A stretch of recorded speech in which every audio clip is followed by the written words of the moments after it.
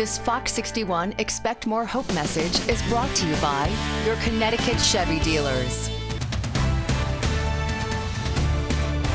The Fox 61 News at 10 starts now. Breaking news, the death of Fotis Dulos, the Farmington builder accused of murdering his wife and mother of his 5 children. Fotis Dulos was declared dead tonight at 5:32. But the legal fight may not be over, what his attorney is calling an unusual move in the case. The note left behind, Dulos declaring his innocence. The bombshell announcement from the governor about the prosecutor in the case. And the Fox 61 exclusive, Fotis Dulos in his own words, his life story written down, this photographer too afraid to make it public until now. Welcome to the news at 10. As you heard, murder suspect Fotis Dulos is dead tonight. I'm Brent Harden. And I'm Jen Bernstein. Fotis Dulos' attorney Norm Pattis breaking the news outside of the Bronx hospital where he was being treated. Dulos attempting suicide 2 days ago at his Jefferson Crossing home.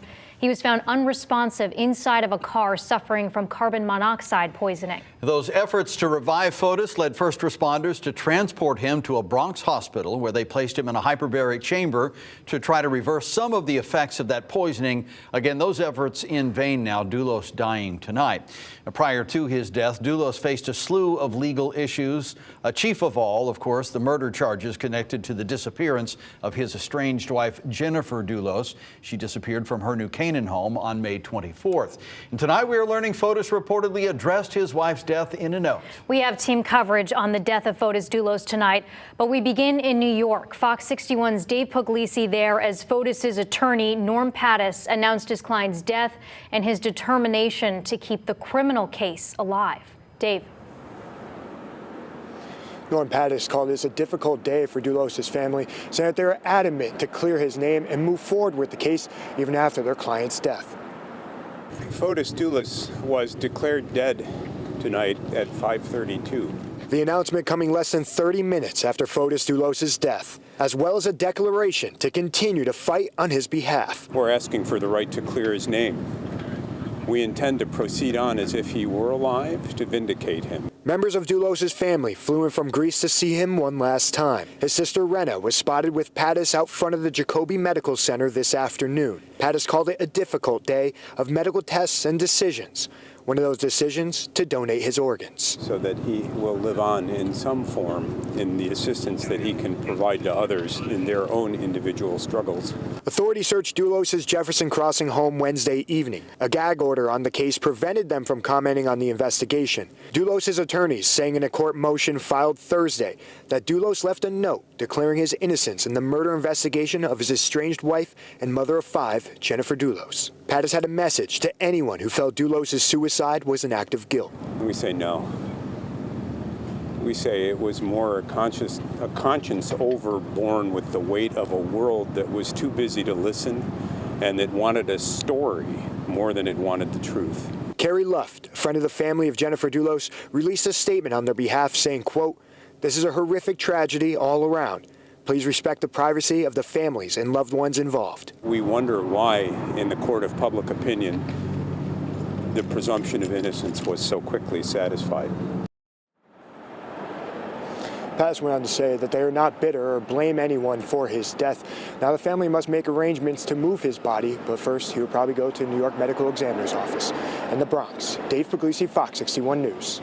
All right, Dave, thank you very much. And later in the evening, attorney Norm Pattis released a statement saying Mr. Dulos was tried and convicted in the court of public opinion. Now he has been executed.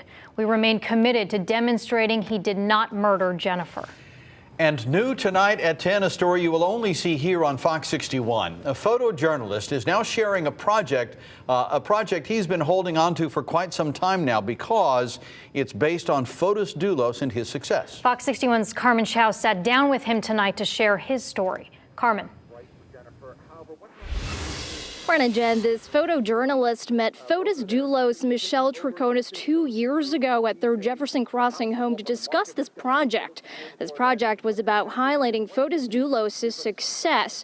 But then months later, the news came out about Jennifer Dulos' disappearance, and that's why this photojournalist decided to take Fotis out of his book. But he still went forward to publish this book just without Fotis in it. And tonight he finally sat down with me to share that missing page. It was like photographing a guy from GQ magazine. Michael Fiedler is a photojournalist from Avon. He was in the process of publishing his book called A Working Journal, highlighting success stories. Fotis Dulos was one of his choices. In 2018, he says Michelle Triconis greeted Fiedler at the Jefferson Crossing home to discuss the project. He says his home was one to remember. Luxurious, everything was done perfectly. His office was immaculate. He was very well spoken. He seemed like a great guy. Fiedler says he captured this black and white photo of Dulos smiling and Triconis next to him. They sat close at the table. They got along really well. I kind of felt like she was a really an integral part of what he was doing with his career. And next to the photo were words he says were written by Dulos himself, talking about the American dream, growing up in Greece, the love he had for his 5 kids, and being a successful builder. May 2019, the news broke about Jennifer Dulos' disappearance and later on Fotis' involvement in the case. Fiedler says he made the decision to publish his book without Fotis being in it. Looking back on the events that have transpired over time, Fiedler says he is still trying to figure out what happened to the Fotis he met. But when the events that happened played out, it kind of just gives you pause and makes you realize that maybe things aren't always what they seem. To read the full page of what Fotis Dulos wrote for the book, just head to fox61.com. I'm live in Farmington. Carmen Chow, Fox 61 News. All right, Carmen, thank you very much. And the reaction to Fotis Dulos' death has reached New Canaan, a community still reeling from the disappearance of Jennifer Dulos. Here's what her neighbors had to say about the developments. I'm happy this closure for the family. I feel terrible for the children. This whole thing is, unfortunate. I am surprised that he is dead today. I mean, I wasn't surprised that he tried to kill himself. I always kind of thought he was guilty from the beginning of this whole case. Didn't understand why it was taking so long to get worked out. And following the death of Fotis Dulos, both Michelle Triconis and Kent Mawhinney will likely still have to face their day in court for charges in the Jennifer Dulos case. New tonight at 10, Kent Mawhinney's lawyer speaking exclusively to Fox 61 with an update on his client. Fox 61's Ania Maldonado joins us live now with more on this. Ania. Brent and Jen, his lawyer, criminal defense attorney Lee Gold, understandably was unable to share a lot of details, but does say his client, Kent Mawhinney, is doing his best to handle the situation he has found himself in. Kent Mawhinney, the Bloomfield lawyer and personal friend of Fotis Dulos, facing conspiracy to commit murder in the case of Jennifer Dulos. Mawhinney, the only suspect who failed to post bond and remains behind bars, now being held in the Cheshire Correctional Center. But with news of Fotis Dulos' death breaking Wednesday, questions remain on how this will affect the case. Mawhinney's criminal defense lawyer Lee Gold declining to comment. Can't really comment on an ongoing criminal case at this time. But he did share one update. Can you talk to us about how your client is doing right now with all of this going on? As best as anybody can who are, obviously in the situation and position he is. It's difficult, but, he's handling it as best as he can. Gold also representing Mawhinney in another criminal case. Charges filed against him by his estranged wife, including sexual assault and violation of a protection order. Charges Mawhinney was due in Hartford Superior Court for Friday morning. Tomorrow's case, my understanding, is going to be continued to another date. The violation of a protective order coming once Mawini's wife said Fotis Dulos contacted her trying to repair their marriage. According to court documents, Mawini's wife told detectives she thought it was strange. Dulos repeatedly invited her to his Farmington home and believed Mawini wanted her dead. I'm not sure she would have come back. And just this week, Mawini was placed on an interim suspension by a Hartford Superior Court judge, stripped of his law license until further notice. And when asked for a comment on tonight's latest development, the death of Fotis Dulos, Gold tells us he will have to talk to his client, Kat Mawini, before doing so. In the newsroom, Zania Maldonado, Fox 61 News. All right, Zania, thank you. And Fotis Dulos' girlfriend, Michelle Troconis, also faces charges connected to the murder of Jennifer Dulos. Troconis charged with conspiracy to commit murder. She is currently out on bond and on house arrest. Well, we are also learning about another woman in Fotis Dulos' life, a mystery woman who helped put up major cash for his bond earlier this month. Fox 61 obtaining the financial agreement filed on January 9th. It lists a Charlotte, North Carolina woman paying $148,000 and agreeing to pay $18,000 a month to Palmetto Surety Corporation. The woman, Anna Curry, is listed as Dulos' quote, best friend on paperwork. Now, of that $148,000, Dulos paid $1,000 by check. According to the Connecticut Post, Curry was by Dulos' side in the hospital last night. Jennifer Dulos has been missing since May 24th. It's been months of legal wrangling that led us to this point. Fox 61's Ben Goldman joins us now with a look at how we got here. Well, Brent, this case taking twists and turns all the way through.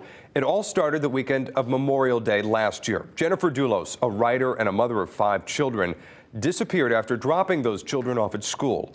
Fotis Dulos quickly becoming a suspect in the case. It's the story that's captivating the country. Did you have anything to do with Jennifer's disappearance? Fox 61 leading the aggressive coverage in the search for answers since the beginning. Why was your DNA in her New Canaan home? We are seizing and analyzing every piece of evidence. Evidence that led investigators to search a Hartford trash facility for weeks on end. The search and rescue dogs are specifically trained to detect the odor of biological material. Amid vigils for the missing mother of 5. May the light of God surround you. May the love of God enfold you. Then a scathing Gone Girl allegation from Dulos attorney Norm Pattis that Jennifer may have fabricated her own disappearance. The truth is sometimes inconvenient. It's hurting Fotis. Followed by groundbreaking video evidence that surfaced showing a man who looks like Fotis dumping trash bags of bloody clothing into storm drains in Hartford. In the days, weeks, and months that followed, the desperate search continued in lakes and reservoirs, and back at Waveney Park in New Canaan, where Jennifer's car was found. A woman who has disappeared and her car was abandoned right outside the park. Investigators also scoured every inch of Fotis' multiple homes. Can you come chat with us? Can you come chat with our camera? But it's not only a criminal matter. A civil trial has Fotis Dulos battling with Jennifer Dulos' mother, Gloria Farber, for millions in alleged loans. Let's see what happens today.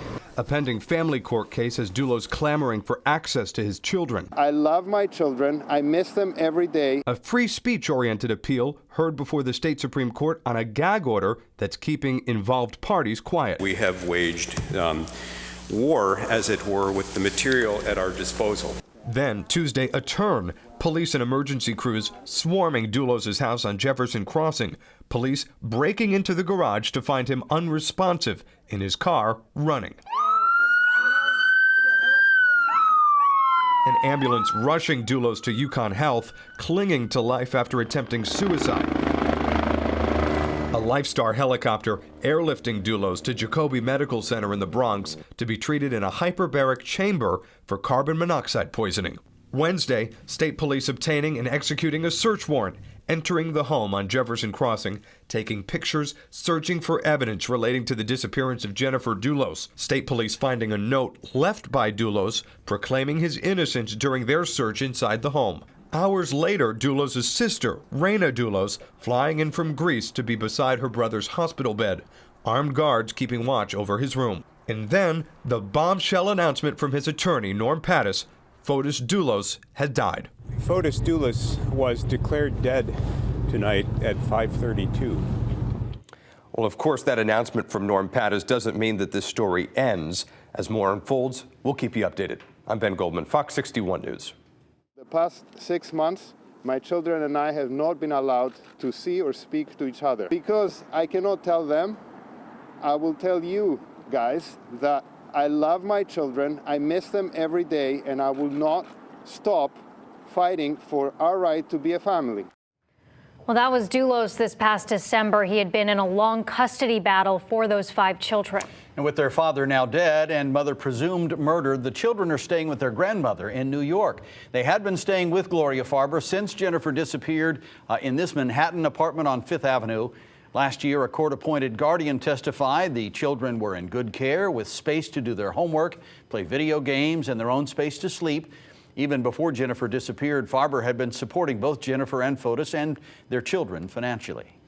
And just today, attorneys for Farber filed a motion to request a West Hartford real estate developer to secure the Jefferson Crossing property. The attorney says the house is currently empty and mentions Fotis has a mortgage on the house of $2.3 million and property taxes of $21,000 due. He also mentioned it is possible the utilities have not been paid and there is concern over vandalism, looters, and preserving the mechanicals in the home. And new at 10, the lead prosecutor on the Dulos case getting a promotion tonight. Governor Ned Lamont announcing that Stamford Norwalk State's Attorney Richard Colangelo will now be the new Chief State's Attorney. The Criminal Justice Commission selected Colangelo in a long process of interviews.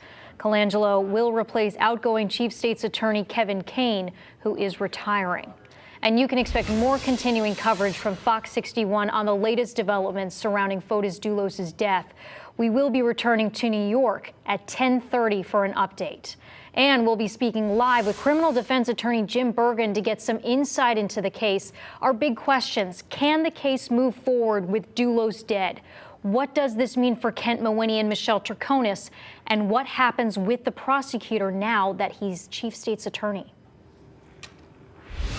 Finally feeling more like January out there today with temperatures that began in the teens, but we did see a rebound in temperatures by afternoon, rising into the mid to upper 30s, and we will see an even bigger rebound by tomorrow with highs in the 40s. But there's a trade-off. We'll see more clouds out there than we had today. 29 degrees right now in Hartford, middle 20s in Danbury, also in the mid 20s currently in Groton. As we head through the evening tonight, it won't be quite as chilly as it was last night into this morning, but you're still reaching for that heavy jacket first thing tomorrow morning, with low temperatures starting off in the upper teens to low 20s across the state.